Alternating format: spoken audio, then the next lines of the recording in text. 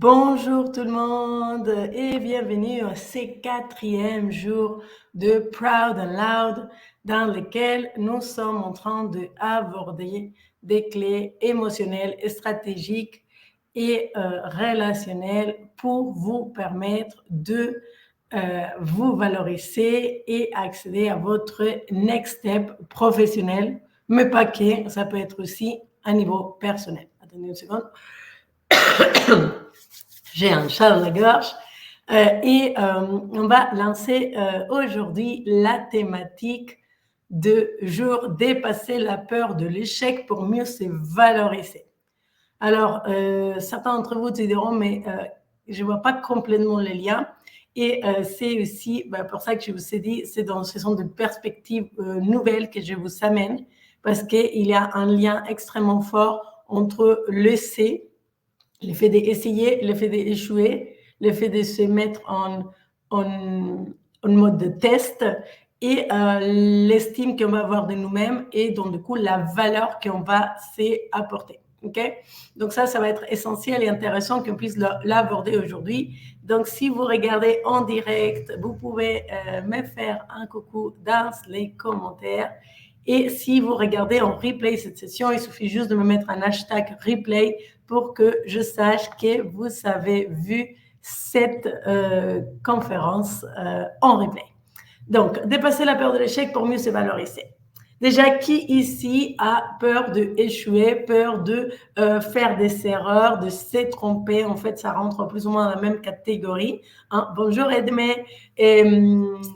Si vous avez peur parce que vous trompez, ça crée de la tension à l'intérieur, parce qu'échouer, ça crée vraiment des contractions, c'est probablement pour deux raisons. Une raison ou l'autre. La première des raisons, ça peut être tout simplement, c'est que vous savez jamais réellement échouer. Vous avez jamais réellement vécu un échec et vous imaginez que ça fait très mal. Et donc, du coup, en fait, mentalement, vous êtes dans une projection et vous avez peur d'avoir mal. OK? Donc, c'est vraiment, j'ai peur d'avoir mal parce que j'ai jamais échoué. Si je prends l'exemple de quelqu'un au sein d'une entreprise qui est très perfectionniste, qui va soigner complètement ses présentations, qui va dédier énormément de temps et d'exigence pour que tout soit hyper bien cadré, c'est une personne qui n'aura jamais véritablement échoué parce qu'il aura travaillé tous les contours pour qu'on ne vienne pas me chercher. Pour qu'on ne puisse pas pointer du doigt là où ça va pas. Soit de l'autre côté, on a peur de l'échec parce qu'on a déjà échoué dans le passé, on a vécu une expérience difficile et ça a été marquant pour nous. Et on ne peut plus revivre ça. C'est-à-dire, on a fait une erreur, on a été pointé du doigt, on a fait une erreur, on s'est moqué de nous, on a fait une erreur, on a puni, et ça peut se référer même à notre enfance. Hein. Généralement, dans beaucoup de personnes que j'accompagne, je vais avoir ce que j'appelle des répliques, un peu comme quand on a un tremblement de terre et qui crée des répliques, en fait, une expérience passée difficile, non digérée, non intégrée, non harmonisée dans notre corps, va continuer à se répliquer même dans notre vie d'adulte. Okay? Donc, si quand on était jeune, quand on était petit, on nous a pointé des doigts, on nous a grondé, on nous a puni, on nous a crié dessus, maltraité physiquement, tapé, etc., parce qu'on a fait une erreur, on va créer un mécanisme de défense qui dit erreur égale à danger, donc je ne peux pas échouer. Okay? Je ne peux pas me tromper parce qu'il y a une conséquence. Si ça vous parle, vous me mettez dans le chat si ça vous parle. Donc, du coup, c'est important déjà qu'on ait cette conscience-là. Okay? Parce que l'effet de ne pas vouloir échouer crée une certaine appréhension à essayer des choses. Or, on sait que la valorisation de soi, l'estime de soi, c'est nourri par l'essai. Okay? L'estime de soi, la valeur qu'on va se porter, va venir se consolider à fur et à mesure qu'on essaye des choses et qu'on découvre les choses dont on est bon et qu'on peut continuer à les mettre en place. Donc, pour moi, aujourd'hui, si vous voulez, ce qui m'intéresse pour cette conférence, c'est pas que vous échouez. OK? Il y a beaucoup d'injonctions à ouais, il faut savoir échouer, si tu échoues, etc. Et bon, un peu à l'américaine. Je veux pas que vous échouez en réalité. Moi, ce que je veux, c'est que vous réussissez. OK? Mais même quand la difficulté arrive, vous le voyez comme une réussite, vous le voyez comme une opportunité, vous le voyez comme une possibilité pour vous. OK? Donc, c'est vraiment ça. L'idée pour moi, c'est que vous sachiez faire face. Et c'est ce que je dis à tous mes clients. Moi, mon job, c'est de vous permettre de faire face quand la vie vous envoie une difficulté, de faire face quand la vie n'est pas rose. OK? Parce que la vie, elle va nous challenger. C'est son job. C'est de nous faire grandir, c'est de nous challenger, c'est de nous permettre de créer cette expansion. On est venu dans ce corps humain pour faire ça, pour grandir, pour expérimenter, pour nous dépasser, pour apprendre, pour consolider des choses. OK? Donc, la vie, son job, ça va être de venir nous tester. Et l'idée, c'est de dire, OK, le test arrive, je sais faire face. Hein? Et c'est ça qu'on va voir aujourd'hui. Et vous allez voir, en fait, les liens de comment ça peut nous valoriser au fur et à mesure qu'on développe la thématique. Coucou Sonia. Donc, déjà, la première chose, ça va être de comprendre qu'on échoue tout le temps à un endroit et au même moment, on réussit dans un autre endroit. Par exemple, j'ai échoué à rester célibataire parce que je suis maintenant mariée. Vous voyez, si mon objectif était de rester célibataire, on pourrait dire que j'ai échoué dans cet objectif-là. Or, mon objectif, c'était plutôt de fonder une famille et d'être en couple. Donc, j'ai réussi, entre guillemets, parce que mon objectif, il va vers ce qui est important pour moi. Donc, la première chose, ça va être de définir pour vous des objectifs qui ont du sens, qui sont cohérents, qui tient la route par rapport à ce à quoi vous donnez de la valeur, c'est-à-dire savoir choisir ses batailles, savoir choisir son focus. Ce qui crée énormément de dévalorisation chez nous, c'est qu'on va se juger par rapport à des choses qu'on ne sait pas faire, mais qu'à l'intérieur de nous, on n'a vraiment pas envie de faire. Donc, si on juge un poisson par sa capacité à grimper un arbre, on le considérera toute la vie comme stupide. C'est pas moi qui l'ai dit, je pense que c'était Einstein qui avait dit cette phrase. Donc, on a des endroits dans lesquels on a de la potentialité, dans lesquels on a de l'intelligence, dans lesquels on va s'épanouir parce que c'est des endroits qui sont propices pour nous en fonction de notre appétence, notre personnalité qu'on a développée par rapport à notre phase de croissance là où on est dans notre vie, par rapport à nos contraintes. Et donc, du coup, on va venir créer de la dévalorisation déjà parce qu'on ne choisit pas bien nos objectifs. Ou parce qu'on accepte des objectifs qui ne sont pas bons pour nous. Et j'entends déjà votre petite voix qui me dit « Oui, Claudia, mais quand mon boss, mon N+1, m'impose un objectif, et je fais comment ?» On va voir ensemble comment on fait pour recadrer l'objectif. Okay? L'objectif, ce n'est pas de dire « Maintenant, je ne fais plus rien et comme ça, je veux bien vivre ma vie. » C'est de savoir recalibrer l'objectif pour qu'il soit cohérent pour vous, pour que ça ne vous mette pas en danger. Okay? Donc là, déjà, la première chose que je veux que vous gardez pour aujourd'hui, sur la première partie que je viens d'aborder, c'est les moins d'essais j'ai fait, les moins de possibilités j'ai à développer cette valeur et ce regard valorisant de moi-même. Et les moins j'essaie, les moins j'ai peur d'essayer, les moins je fais, et donc du coup, je rentre dans un cercle vicieux de faible estime de moi. OK? Parce que je vais me dire, je ne suis pas capable, regarde combien de temps ça t'a pris, mais ce n'est pas possible. Et ça va de la main, ce mécanisme, il va de la main avec le perfectionnisme, parce qu'on va essayer de passer beaucoup de temps à calibrer les détails pour qu'on ne vienne pas nous pointer le doigt. Et ça va de la main aussi avec la comparaison. Donc, c'est deux sujets que je traiterai dans les lives semaine prochaine. OK? Donc, pour que vous soyez en direct aussi. Donc, ça vient de la main de ces autres mécanismes. Et donc, l'idée, c'est déjà de comprendre en fait qu'il va falloir s'y mettre un peu en mouvement pour augmenter cette valeur, pour augmenter cette estime. Donc, comment le faire d'une manière à que ça réussisse, d'une manière à que ça marche pour nous. OK? Là, c'est un peu la clé, le Graal. Et on va voir en fait comment changer de paradigme, comment changer de perspective. Parce que en réalité, quand on échoue, c'est juste une perception du fait que la chose aurait dû se passer autrement. Et c'est autrement, c'est comme moi j'avais décidé que ça devait se passer. Vous voyez, il y a beaucoup de contrôle dans la notion d'échec. J'ai décidé que ça devait se passer comme ça. Comment ça ne s'est pas passé comme ça, c'est un échec. Donc, pour recalibrer ça, la meilleure de manière, ça va être de définir autrement nos objectifs. Okay? Et là, vous pouvez commencer à prendre note. Je vais vous donner des clés très concrètes et on va prendre un exemple très clair d'une cliente d'ailleurs qui avait été invitée par sa hiérarchie à créer un événement. C'était la première fois qu'elle faisait ce type d'événement. Et donc, elle avait pas mal de pression. C'était un événement qui était important pour la visibilité de la société. Et du coup, au démarrage, l'objectif qu'elle s'avait donné, c'était d'avoir une vingtaine de personnes qui viennent à cet événement-là. De personnes en interne assez importantes. Et donc, son objectif, c'était de ramener une vingtaine de personnes.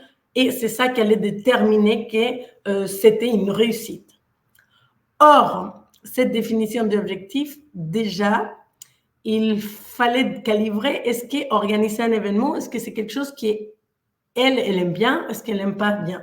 Est-ce que ça a des sens pour elle? Est-ce que c'est un son de talent? Est-ce que c'est cohérent par rapport à son job, par rapport à son positionnement? Okay? Donc ça, c'est la première question qu'on doit se poser. Est-ce qu'en acceptant un objectif, en acceptant un projet, en acceptant, est-ce qu'on n'est pas en train déjà de se mettre en situation d'échec parce qu'on est en train de dire oui à quelque chose qui, honnêtement, nous s'anime à zéro, nous donne zéro énergie et sur laquelle on va avoir plus de probabilité de ne pas donner un bon boulot parce que tout simplement, on est les poissons qui doivent grimper l'arbre et là, on va être en mode, j'essaye, mais ça ne marche pas. OK? Donc, déjà, la première chose, c'est de pouvoir calibrer, OK, est-ce que ça rentre dans mon périmètre, est-ce que ça rentre dans mes talents, est-ce que ça rentre dans ce que j'aime? Dans le cas de ma cliente, c'était clairement un projet qui lui donnait envie, qui est cohérent par rapport à son job de responsable communication. Et c'était vraiment OK dans sa cible et dans ce qu'elle sait faire, dans ce qu'elle aime faire. Donc ça, c'est le premier critère qui a été validé. Après, le deuxième critère, c'est là où ça posait problème, c'était la manière en laquelle elle avait défini son objectif. Il me faut 20 personnes, s'il y a 20 personnes, j'ai réussi. Or, 20 personnes, et ça ne dépend pas que d'elle. Parce que les gens, ils peuvent avoir déjà un agenda super chargé, parce que les gens, ils peuvent avoir envie de faire autre chose ces jours-là, parce que les gens, ils vont avoir des imprévus, surtout au niveau de direction exécutive dont elle avait la cible. Donc, il peut y avoir plein de raisons qui font qu'il n'a pas les 20 personnes. Donc, on a changé en fait les paradigmes de résultat pour atteindre un résultat qui était complètement dans son contrôle à elle, qui dépendait d'elle. Et donc, du coup, la question à se poser, c'est quels sont les KPIs, quels sont les Key Performance Indicators, quels sont les critères, si vous voulez dire d'une manière un peu plus simple, quels sont les critères qui vont, moi, me permettre de dire, OK, j'ai fait de bons boulots. OK, je suis OK avec moi. Je suis bien dans mes baskets. Et donc, on a fait ce travail et finalement, elle s'est dit, en fait, moi, ce qui vraiment ferait que ce soit un bon événement et que je sois content de moi, c'est que les gens, ils passent un bon moment. OK.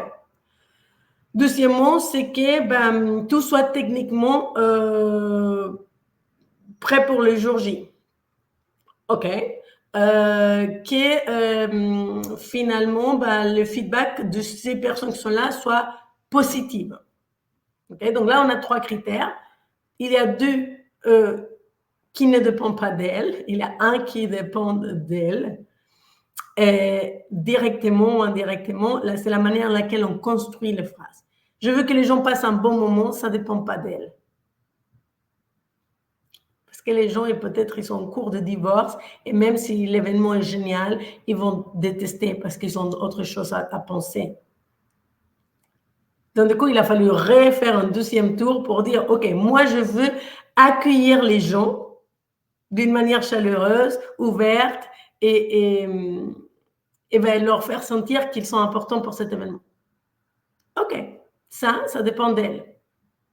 Deuxièmement, c'est, ben, je veux être en communication avec toute l'équipe technique, leur dire comment les choses doivent se passer. Ça, c'est complètement dans son contrôle. OK? Et puis, ça va être récolter du feedback pour mieux faire la prochaine fois. Récolter des feedbacks, c'est, OK, je vais créer un questionnaire, où je vais leur poser des questions à la fin, et je vais nourrir ça.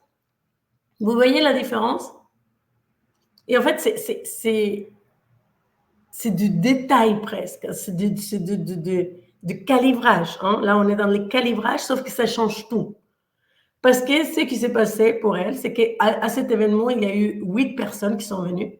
Donc, si elle était partie sur les 20 personnes, on aurait tout faux. OK? À lieu de dire, wow, c'est 8 personnes, ils ont passé un événement incroyable, on a eu des retours super, elle aurait été restée sur son focus, 20 personnes, c'était ça la réussite, et donc du coup, j'ai échoué, et donc du coup, je n'ai pas su faire, et donc du coup, je suis une sous-merde. Voilà, c'est plus ou moins comme ça qu'on se parle. Hein. On ne se dit pas, on se dit, OK, franchement, là, avec cette expérience, cette carrière, j'aurais pu faire mieux. Et c'est là où on vient flinguer, en fait, notre estime de nous-mêmes. C'est là où on vient flinguer, c'est de la valeur qu'on a. OK? Qu'elle, en recadrant ça, et en le recadrant aussi même avec sa hiérarchie, en disant, OK, là, c'est une première, on va se focaliser sur ces critères-là. Parce que ce sont les critères qui vont construire la suite. Et donc, sur ces 8 personnes, elle s'est focalisée, il leur a fait passer un extraordinaire moment, il a discuté avec eux, il est venu les voir, etc. À la fin, elle a récolté un feedback qui était extrêmement positif. Et l'événement, il a été véritablement considéré comme un succès pour tout le monde parce qu'en fait, il a switché l'objectif et il a mis des KPI sur lesquels elle voulait s'engager, sur lesquels elle avait la main aussi.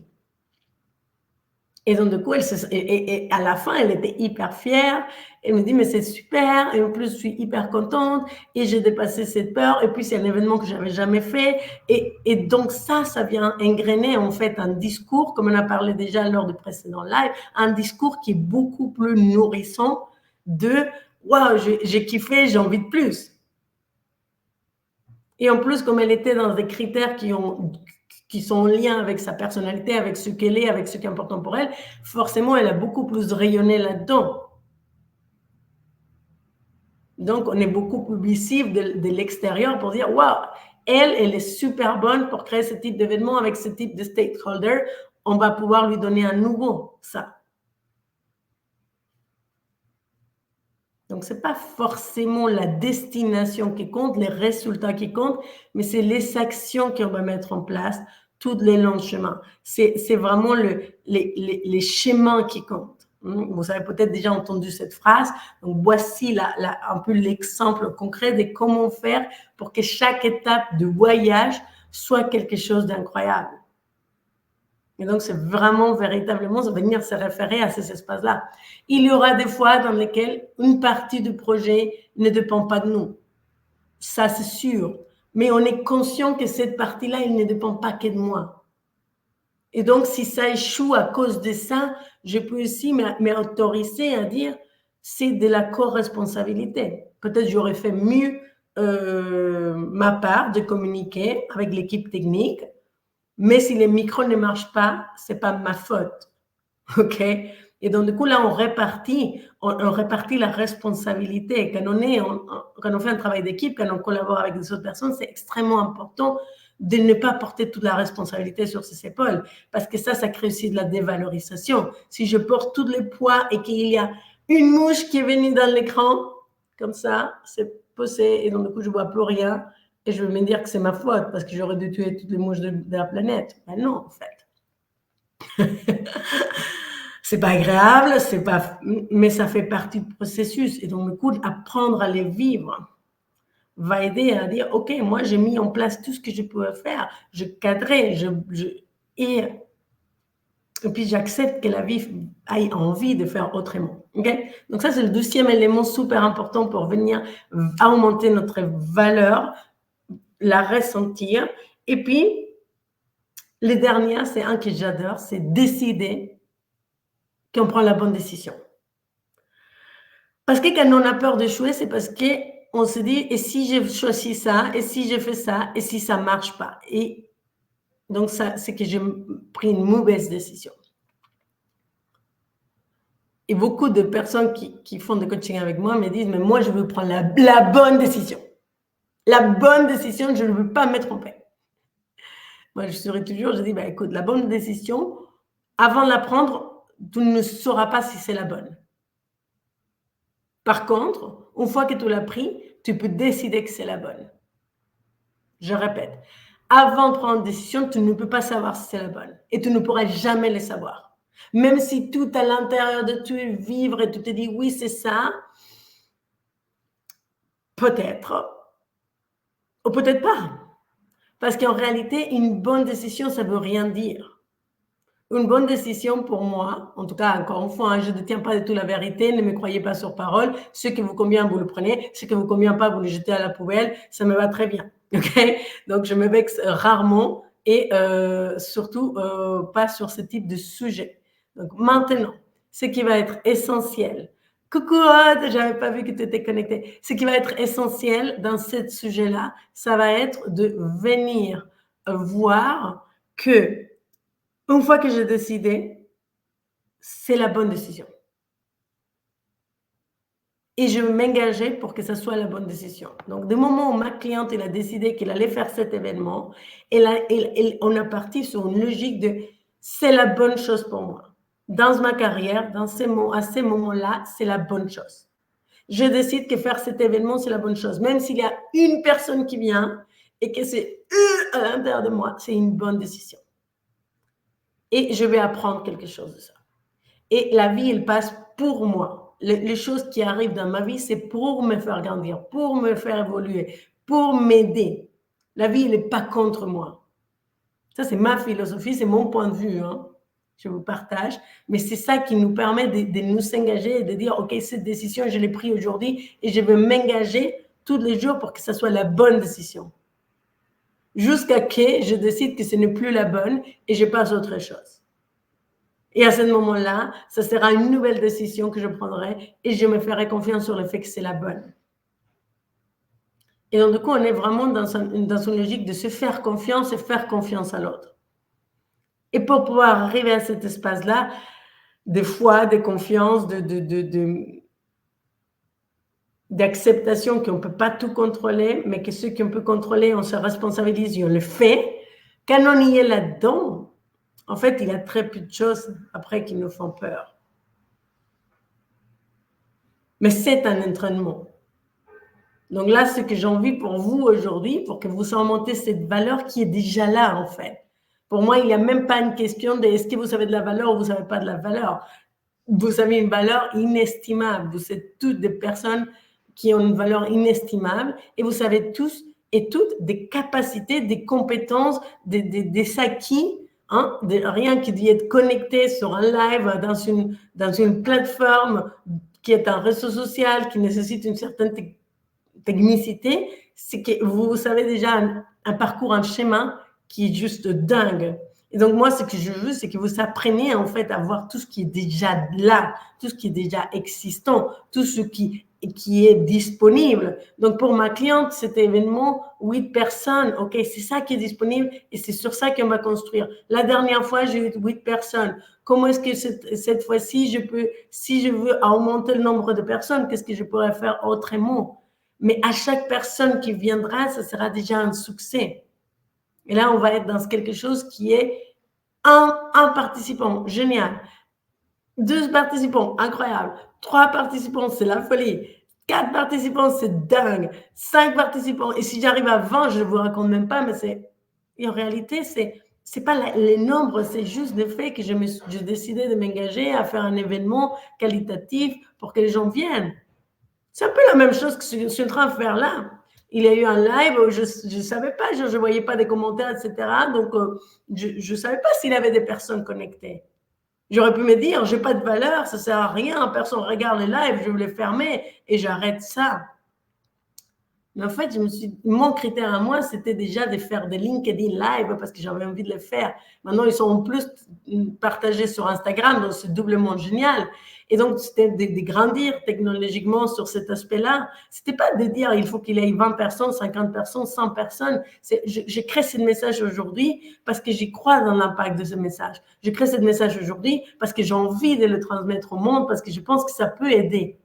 Et que les gens le regardent en direct, c'est génial, mais si les gens le regardent en replay, ça sera génial aussi.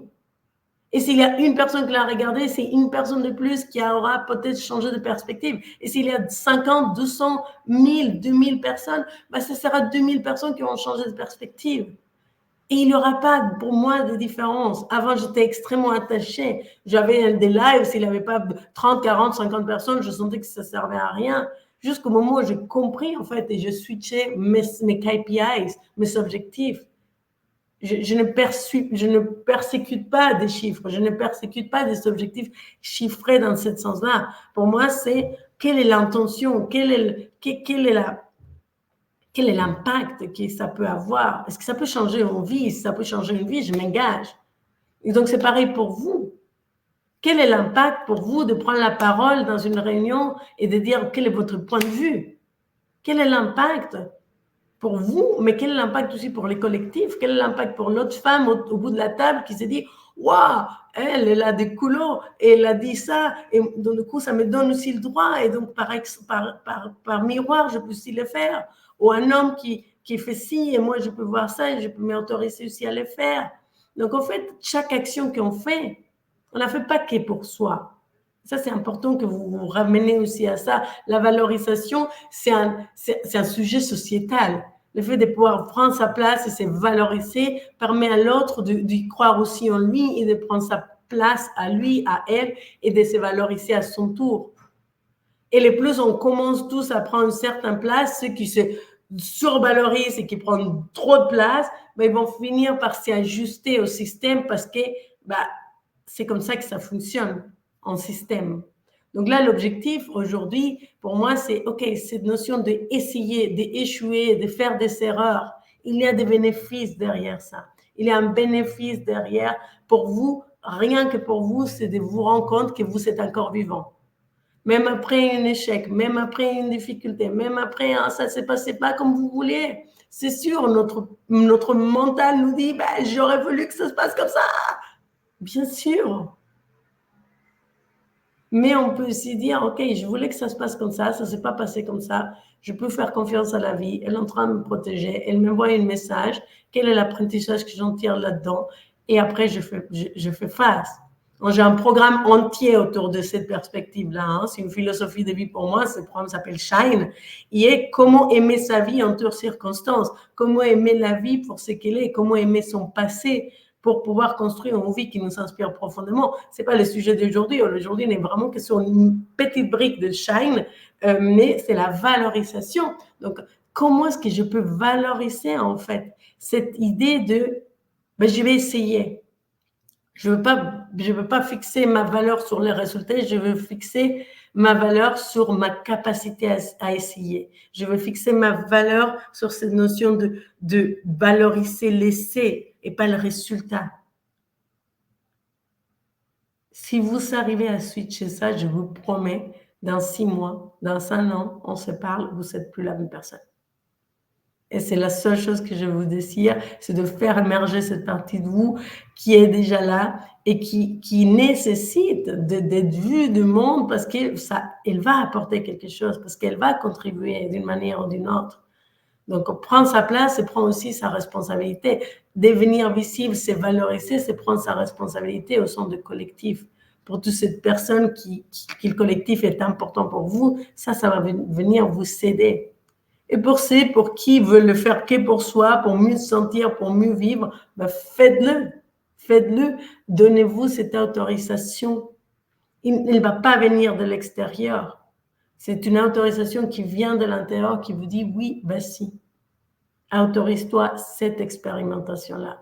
Et donc, si vous pouvez, l'objectif, c'est d'avoir un petit échec. Entre 10 à 2, 3, 4, d'ici la fin de live, donc vendredi prochain, pour que si ça arrive, vous me dites comment ça s'est passé, s'il y a eu un enjeu que je puisse vous débloquer là-dessus.